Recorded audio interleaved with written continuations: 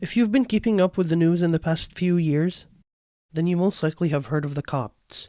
It seems that they can't get a break, being the prime targets of terrorist bombings, kidnappings, murders, and much more. But who are the Copts, and why are they so persecuted? And why should anyone be interested in their history? This will be our subject of discussion in this video.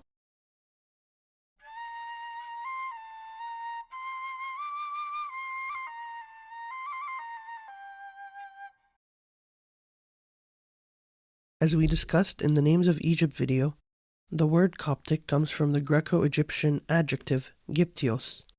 It is an adjective that generally means Egyptian, but is most commonly used today to refer to the indigenous Christians of Egypt, their language, their culture, and their history.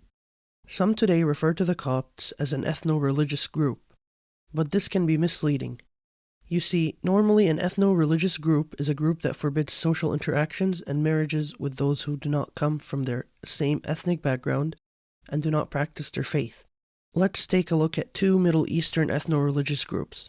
The first example are the Druze. They are ethnically Arab and descend from an Ismaili Shia cult that started in Cairo at the start of the second millennium.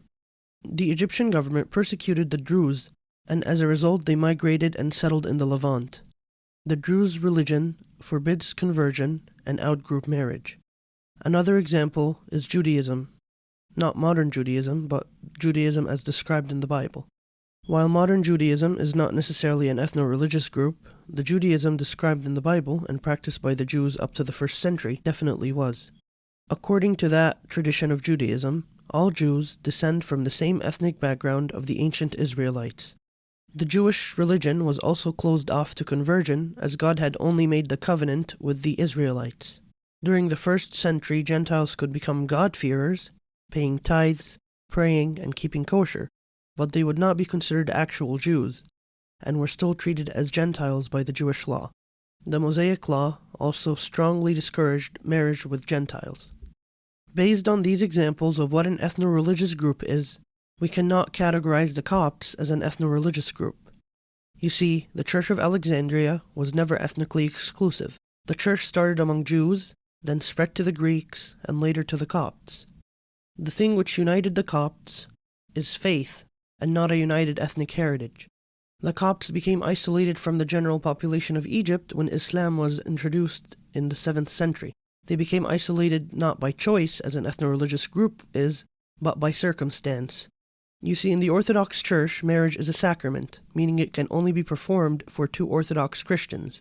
This prevented Christian Egyptians from marrying Muslim Egyptians. This did not separate the Copts from other Christians, however, and Copts were free to marry other Orthodox Christians regardless of ethnicity. Throughout history, Copts have intermarried with Nubians, Ethiopians, Armenians, and Syriacs, all of whom share the same Oriental Orthodox faith but differ with regards to ethnicity. Marriage between Copts and Melkites, the Greek Orthodox or Chalcedonian Christians of Egypt, was also common in the medieval period. It has also been recently recognized by official agreements between the Greek and Coptic patriarchates of Alexandria.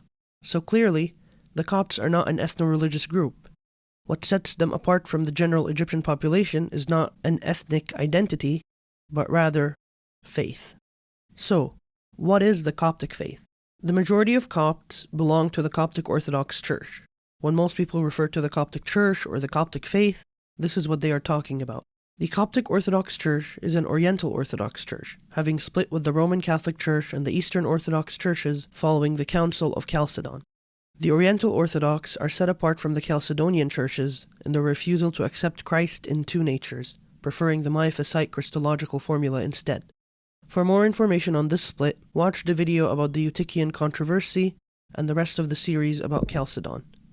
The number of Christians in Egypt today is hotly debated, with no official count. It is estimated, however, that Christians make up about 10% of Egypt's population, or about 11 million. Of these, the vast majority, around 95%, are Coptic Orthodox. In addition to the Coptic Orthodox Church, a few other Christian groups exist in Egypt. The most historic of these is the Greek Orthodox Patriarchate of Alexandria, also known as the Roman Orthodox Church or the Melkite Church. They received these names because of their continued communion with the Byzantine Church. This church is part of the Eastern Orthodox Communion. They were originally part of the One Church of Alexandria alongside the Coptic Orthodox Church before the Chalcedonian Schism. Following Chalcedon, the Copts and the Melkites separated and were both almost equally matched. However, by the 9th century AD, the Coptic Church became the most dominant church in Egypt, with the Melkites making up a very small urban minority. Today, the church's members are mostly Greek expatriates, and it uses the Byzantine Rite. The next largest group are the Coptic Catholics.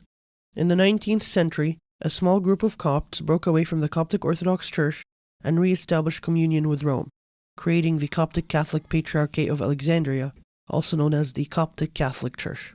The Coptic Catholics use the same Alexandrian liturgical rite as the Coptic Church, albeit with some minor differences.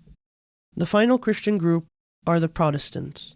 Protestant missionaries had arrived in Egypt in the 19th and 20th centuries in hopes of evangelizing the Muslim Egyptians.